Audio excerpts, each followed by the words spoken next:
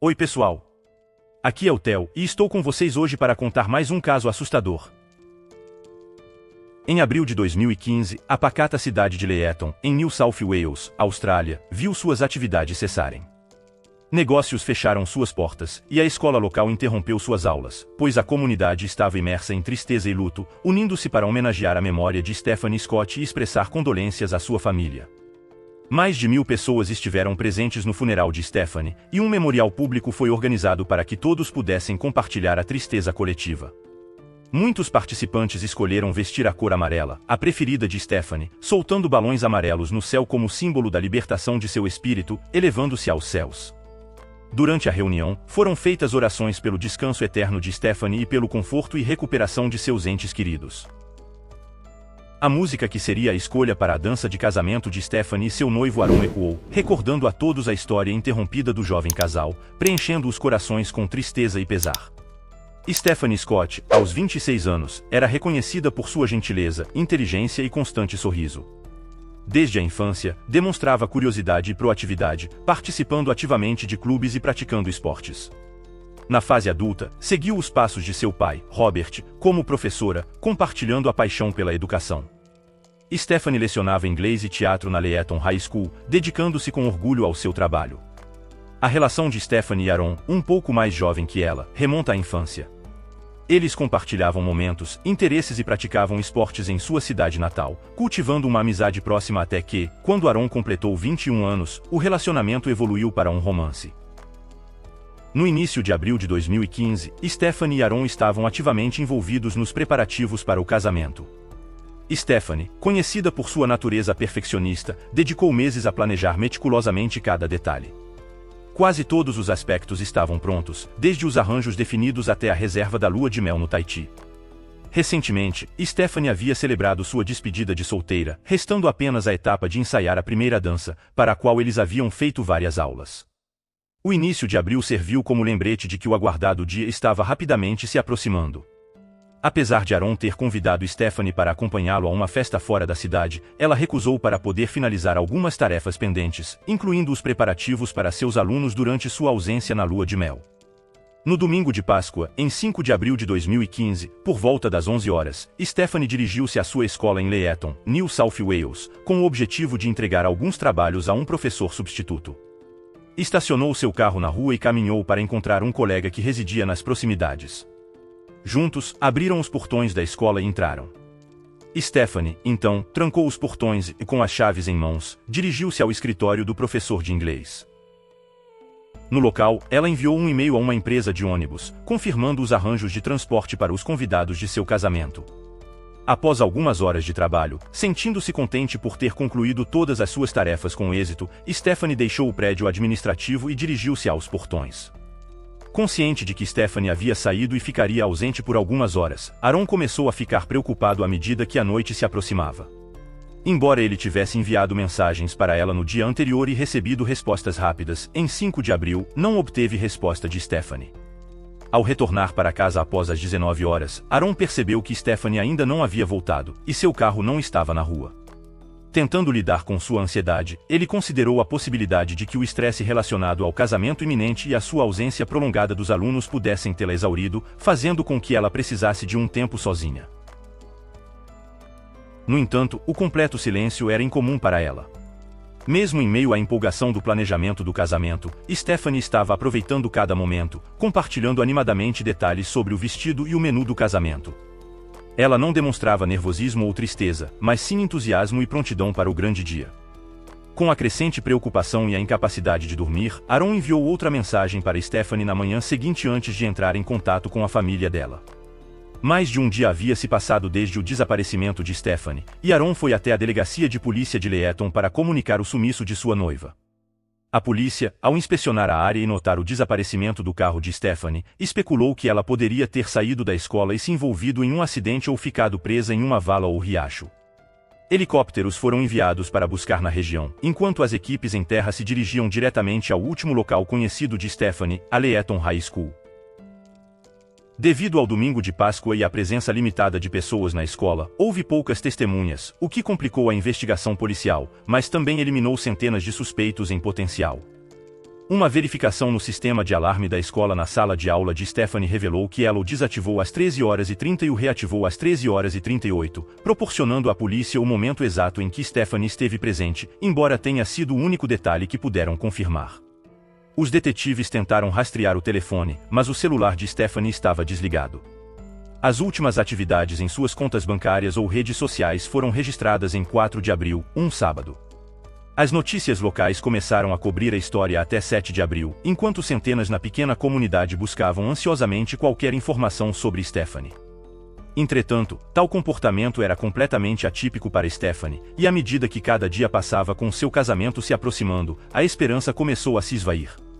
Marilyn, mãe de Stephanie, afirmou que se sua filha não fosse encontrada nas próximas horas, provavelmente significaria que algo terrível havia acontecido. Um repórter de um jornal local em Leeton informou que a polícia retomou a busca na escola.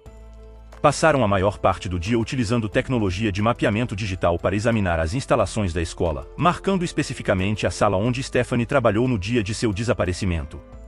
Uma testemunha próxima a Leeton High School no domingo de Páscoa mencionou ter ouvido ruídos estranhos por volta das 14 horas, como se algo estivesse sendo arrastado pelo chão.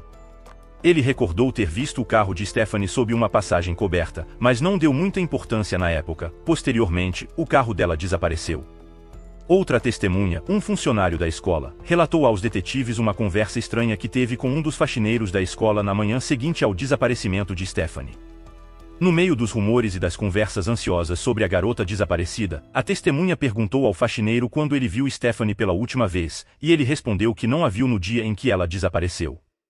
Ao ser questionado se achava que Stephanie poderia ter fugido devido ao estresse do casamento, o homem riu de maneira estranha e nervosa, deixando a testemunha desconfortável. Além disso, a testemunha notou arranhões no rosto do faxineiro. A polícia optou por interrogá-lo para obter esclarecimentos adicionais. O indivíduo em questão era Vincent Stanford, um jovem de 24 anos. Após uma breve conversa, Vincent explicou aos detetives que estava na escola para retirar os lixos, embora não estivesse escalado para trabalhar naquele dia. Ele afirmou ter permanecido por um curto período, pois estava com pressa para fazer compras. Vincent garantiu não ter visto Stephanie naquele dia, desejando sorte na busca. Acrescentou que deixou a escola após as 15 horas para ir à loja onde costumava comprar mantimentos. Ao entrar em contato com a loja que Vincent alegou ter visitado, descobriu-se que estava fechada na data mencionada. Isso levantou suspeitas sobre a veracidade da declaração de Vincent, tornando-o o principal suspeito na investigação. Os investigadores decidiram conduzir uma segunda e minuciosa sessão de interrogatório com Vincent, dirigindo-se à residência onde ele morava com sua mãe. Ao chegarem, Vincent não estava presente. A mãe permitiu a busca na casa, resultando na descoberta de um jogo de chaves em um cordão vermelho e branco, correspondendo à descrição das chaves de Stephanie Scott. Enquanto os policiais empacotavam as evidências, Vincent chegou em seu carro. Foi imediatamente detido e seu veículo foi apreendido. No banco traseiro, encontraram vários painéis de MDF aparentemente manchados de sangue. Observaram também marcas de pneus na frente da residência que não coincidiam com o veículo de Vincent. Além disso, um preservativo usado foi encontrado no chão. Ao questionarem Vincent sobre sua localização naquele dia, ele apontou para uma câmera no banco do passageiro da frente, afirmando que estava tirando fotos. Os detetives solicitaram permissão para examinar a câmera, e Vincent concordou, mas com evidente nervosismo.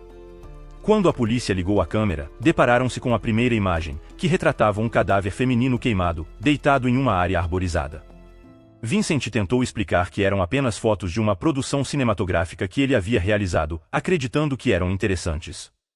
Contudo, as autoridades notaram que se tratava de fotografias autênticas de uma cena de crime, com Stephanie como a vítima. Vincent Stanford, o zelador da Leeton High School, foi prontamente detido. Seu telefone e laptop, confiscados, revelaram diversas fotos de jovens, tanto da Leeton High School quanto da internet, junto com imagens de mulheres que ele claramente perseguira, desenhando um quadro sombrio de seu comportamento. Apesar de o corpo de Stephanie ainda não ter sido localizado, Vincent foi acusado de seu assassinato em 9 de abril. A notícia de sua prisão se disseminou rapidamente. Vincent Stanford, 24 anos, foi detido em relação ao desaparecimento e suposto assassinato de Stephanie Scott. Nesse ínterim, uma equipe de busca descobriu o automóvel de Stephanie abandonado em uma área remota, a 8 quilômetros do local onde ela foi vista pela última vez. Contudo, seu corpo permanecia desaparecido e as operações de busca continuavam. Os investigadores empenharam-se em identificar o local das fotografias com o corpo. Em 17 de abril, 5 dias após a última aparição de Stephanie, outro informante se apresentou. Ele testemunhou ter avistado um carro próximo a um canal por volta das 16 horas no domingo de Páscoa. Um homem saiu do veículo e lançou um objeto semelhante a um laptop na água antes de partir. A polícia prontamente recuperou o laptop do leito do canal, confirmando que pertencia a Stephanie. Paralelamente, mergulhadores prosseguiram com as buscas pelo corpo da professora assassinada na região do rio em New South Wales. A repórter Natalie Cooper, durante uma transmissão ao vivo, abordou a contínua operação de busca pelo corpo de Stephanie. A docente de 26 anos continuava desaparecida. A polícia explorou campos e vinhas próximos ao local onde o Mazda vermelho de Stephanie foi encontrado no início da semana. Mergulhadores da polícia investigaram o canal na região. Cooper mencionou um memorial nas proximidades, visitado por muitos naquela manhã. A comunidade como um todo estava profundamente entristecida, independentemente do grau de conhecimento pessoal com Stephanie. Sua família e noivo estiveram no memorial na noite anterior, acendendo velas, oferecendo preces e buscando consolo em sua tristeza. A repórter também observou que a polícia estava em uma busca intensiva por qualquer avistamento de um veículo branco, alegadamente de propriedade de Vincent Stanford, o principal suspeito no assassinato de Stephanie Scott. Testemunhas foram procuradas para entrar em contato imediatamente com as autoridades. Enquanto isso, Vincent, já sob custódia, procurou os policiais voluntariamente para compartilhar informações. Ele detalhou tudo aos detetives, incluindo dados sobre onde encontrar o corpo de Stephanie. Segundo Vincent, no dia do incidente, Stephanie estava no andar de cima, na sala dos professores, trabalhando em um computador com a porta do escritório aberta. Vincent, que estava limpando lixeiras com um aspirador e precisava levar algumas delas para cima, percebeu Stephanie nesse momento. Ele relatou aos detetives que, de repente, sentiu uma vontade irresistível de matá-la e correu para casa para pegar seu kit especial, incluindo algemas, Viagra, uma faca e produtos de limpeza. Durante o trajeto, ele também pesquisou informações sobre violência contra noivas. Ao retornar à escola, encontrou Stephanie se preparando para sair. Quando ela passou por ele, olhou nos olhos dele e sorriu, desejando-lhe uma feliz Páscoa. Foi nesse instante que Vincent a agarrou abruptamente e a arrastou para um depósito. Os detetives o questionaram sobre os arranhões em seu rosto que notaram no primeiro encontro e pediram explicações sobre a origem deles. Vincent admitiu que alguns arranhões eram do microfone de Stephanie, enquanto outros foram causados por suas unhas durante a defesa dela quando ele tentava matá-la. Vincent detalhou como agarrou Stephanie por trás, cobrindo-lhe a boca com a mão direita e envolvendo sua cintura com a mão esquerda antes de conduzi-la até a sala de armazenamento. Fechou a porta e a lançou violentamente ao chão, golpeando-a da esquerda para a direita. Após agredir Stephanie, Vincent utilizou a faca para tirar-lhe a vida, sentindo-se compelido a fazê-lo. Ele admitiu abrigar muitos pensamentos e tendências brutais, confessando ter cometido homicídios anteriormente. Vincent especulou sobre possuir alguns problemas psicológicos, esclarecendo que não nutria ódio por suas vítimas, mas simplesmente encontrava prazer em tirar vidas. Ele então recordou-se de sentir fome, decidindo retornar para casa para fazer um sanduíche e tomar café, deixando Stephanie sozinha no chão da sala de armazenamento e dirigindo-se ao carro. Após alimentar-se, ele voltou à escola, colocou o corpo de Stephanie no porta-malas do veículo dela e a transportou para sua casa, estacionando o carro na rua, na segunda-feira de Páscoa. Vincent conduziu o automóvel de Stephanie, com seu corpo, até um parque nacional, onde retirou o corpo do porta-malas e o despiu no solo. Observou muitos hematomas e machucados no rosto de Stephanie, incluindo inchaço no lado direito e um hematoma sob o olho. Decidiu então cobrir o corpo com galhos e derramar gasolina sobre ele.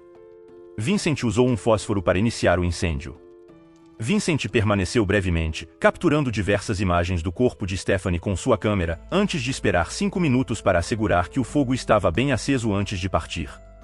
Ele abandonou o veículo de Stephanie em uma estrada rural isolada e retornou a pé para a cidade. Ao ser questionado pelos detetives sobre a brutalidade infligida a Stephanie, Vincent continuou a negar tais ações, embora os policiais soubessem que isso era falso. Em decorrência disso, enfrentou acusações adicionais de danos agravados e lesões físicas a uma mulher. Os investigadores indagaram sobre o motivo de, nas fotografias, a mulher estar sem roupa, exceto pelo sutiã. Vincent explicou que geralmente removia quase todas as roupas, deixando apenas o sutiã, embora não tivesse certeza do motivo, talvez buscando uma lembrança. Admitiu ter tirado o sutiã de Stephanie. Quanto aos brincos e ao anel de casamento, Vincent alegou não se recordar quando os retirou da mulher, mas provavelmente os descartou em uma lixeira junto com outros itens. De fato, Vincent retirou os anéis de casamento e de formatura de Stephanie, mas ele os enviou para seu irmão gêmeo, Marcus, que residia em Adelaide. Marcus vendeu os anéis e brincos em uma joalheria e, posteriormente, destruiu a carteira de motorista de Stephanie após tirar uma fotografia. O irmão Marcus, de 24 anos, foi detido em sua residência nas colinas de Adelaide por volta das 7 horas. Os moradores ficaram surpresos ao descobrir que um caso de assassinato que havia cativado a nação estava se desenrolando bem diante deles. A situação foi chocante e perturbadora para a tranquila rua e comunidade. Marcus era irmão gêmeo idêntico de Vincent, desempenhava suas atividades em uma fazenda de flores. Seus colegas de trabalho o caracterizavam como uma pessoa muito quieta e reservada, interagindo pouco com eles além do necessário para o trabalho. Durante o julgamento, Marcus Stanford optou por não ter um advogado, e, quando questionado pelo juiz se havia alguma razão para não ser transferido para Leyton, ele respondeu com um forte sotaque holandês que nunca esteve lá e não via necessidade de ir. Contudo, na manhã seguinte, ele foi conduzido a Sydney sob custódia policial e permaneceu detido. A família de Stephanie ficou ainda mais devastada quando a polícia anunciou uma segunda prisão no caso de Stephanie, o irmão gêmeo de Vincent, Marcus. Finalmente, a busca por Stephanie chegou ao fim. Na verdade, enquanto Vincent ainda estava dando sua confissão, a polícia já havia encontrado o corpo de Stephanie um dia antes da data marcada para o casamento dela. Um corpo carbonizado de uma mulher foi descoberto em um parque nacional a 60 milhas da Leyton Middle School. Uma investigação detalhada revelou que Stephanie havia sido brutalmente agredida na cabeça com um total de 40 golpes, causando sua morte. Adicionalmente, ela foi esfaqueada no pescoço antes de seu corpo ser descartado e incendiado. As imagens descobertas no celular de Vincent deixaram poucas dúvidas de que eram de Stephanie. A culpabilidade de Vincent Stanford era evidente, levando tanto ele quanto seu irmão Marcus a enfrentarem julgamento. No tribunal, os acontecimentos tomaram um rumo inesperado. Inicialmente, Vincent negou sua responsabilidade, tornando os procedimentos incertos. Contudo, com base nas evidências apresentadas e na diligência da polícia, a perspectiva de uma condenação tornou-se evidente. A avaliação psicológica revelou que Vincent era considerado um serial killer de natureza perigosa. Ele demonstrava falta de emoções e empatia, revelando-se impiedoso e indiferente, frequentemente rindo e não tratando a situação com seriedade. Diversos momentos perturbadores de sua vida vieram à tona. Vincent Stanford nasceu na Austrália, mas sua família se mudou para os Países Baixos quando ele tinha 3 anos. Eles retornaram a New South Wales quando ele tinha 7 anos. Seu desejo de cometer um assassinato surgiu aos 12 anos, quando quase estrangulou sua professora, sendo chamado de psicopata pelos colegas. Devido a problemas de violência e desobediência, foi enviado para um internato. Vincent mencionou que sempre teve dificuldade em se adaptar à sociedade, sendo posteriormente colocado em um centro psiquiátrico, onde foi diagnosticado com autismo e transtorno opositivo desafiador. Vincent afirmou à polícia que, após ser liberado, tentou ingressar na universidade ou se alistar no exército, mas foi rejeitado em ambos os casos. Dessa forma, trabalhou em diversos locais antes de conseguir emprego como faxineiro na Leyton Middle School. Inicialmente contratado por 5 semanas, seu contrato foi prorrogado enquanto trabalhava na escola. Durante os intervalos de almoço dos alunos, ele costumava se esconder no banheiro feminino para observar as meninas. Ao analisar o celular de Vincent, os investigadores descobriram que ele perseguia jovens na escola e 2 outras mulheres que trabalhavam em lojas próximas antes de assassinar Stephanie. Seu telefone continha inúmeras fotos de uma jovem, aproximadamente 2.000 imagens, e registros detalhados sobre ela, incluindo sobre segui-la até em casa e decorar seus horários, tentando identificar quem mais estava presente. Uma anotação específica dizia: "Ela está sozinha em casa às 15h40, tempo suficiente para sequestrar." Inicialmente, seu foco era essa jovem, mas quando seu plano falhou devido à saída dela da cidade, ele voltou sua atenção para Stephanie, que trabalhava na escola. Ao examinar minuciosamente o veículo de Vincent, ficou evidente que manchas nos painéis de MDF confirmavam a presença do DNA de Stephanie. Além disso, durante uma busca na residência dos Stanford, os investigadores encontraram vestígios de sangue de Stephanie em uma faca, vários pacotes de preservativos e seu sutiã. Após admitir sua culpa por vender os anéis de Stephanie, destruir evidências e ajudar Vincent a encobrir os fatos, o irmão gêmeo de Vincent, Marcus, foi condenado a 15 meses de prisão. O juiz ressaltou que a sentença de Marcus não incluía a possibilidade de liberdade condicional antecipada, pois tal prática não existe. Marcus foi sentenciado a 1 ano e 3 meses de prisão por sua participação no assassinato de Stephanie Scott. A sentença estava programada para encerrar em 9 de setembro de 2016. Caso Marcus não tivesse se declarado culpado, teria sido condenado a 1 ano e 8 meses de prisão. Em outubro de 2016, Marcus foi libertado. Porém, mais de 60 pessoas assinaram uma petição pedindo a revisão da decisão do tribunal em relação a Marcus Stanford, considerando-a inadequada. Após sua libertação, Marcus retornou brevemente a Leyton acompanhado por sua mãe. No entanto, a comunidade local deixou claro que sua presença não era bem-vinda, e seu paradeiro atual permanece desconhecido. Marcus pediu desculpas por suas ações desde sua libertação, afirmando que não causará mais problemas e reconhecendo que suas ações foram verdadeiramente tolas. Ele lamenta sua incapacidade de mudar o passado e não deseja ter contato com seu irmão Vincent. O pai dos gêmeos, Steve, expressou confusão e medo pelos crimes de Vincent, e não tem o desejo de se comunicar com ele. Ele descarta a possibilidade de se encontrar com Vincent e não quer ter nada a ver com ele. Steve afirmou que não consegue compreender por que Vincent cometeu esses crimes e, francamente, não pretende procurar uma resposta. No dia anterior ao 28º aniversário de Stephanie, Vincent Stanford recebeu uma sentença de prisão perpétua por assassinato e mais 15 anos por violência sexual em circunstâncias agravantes. Ambas as sentenças entraram em vigor em 8 de abril de 2015. Durante o julgamento, a mãe de Stephanie, Marilyn, declarou que Vincent era incapaz de lidar com sua própria vida, resultando na trágica morte de Stephanie e privando-a de um futuro feliz. A família enfrenta a dificuldade de nunca conhecer completamente o sofrimento que a filha suportou, tornando insuportável a ideia de que ela passou por momentos tão dolorosos. Diante disso, optaram por se retirar da vida pública para lamentar a perda de sua querida filha e enfrentar o luto. Daqui em diante, os familiares de Stephanie não responderão a perguntas, não participarão de entrevistas ou programas de televisão. No dia seguinte ao veredito, a família planejou celebrar a vida curta e extraordinária de Stephanie no que seria seu 28º aniversário, o segundo sem ela. Um chá com biscoitos de hortelã estava marcado para as 15 horas, e a mãe de Stephanie estendeu o convite a todos que desejassem se juntar.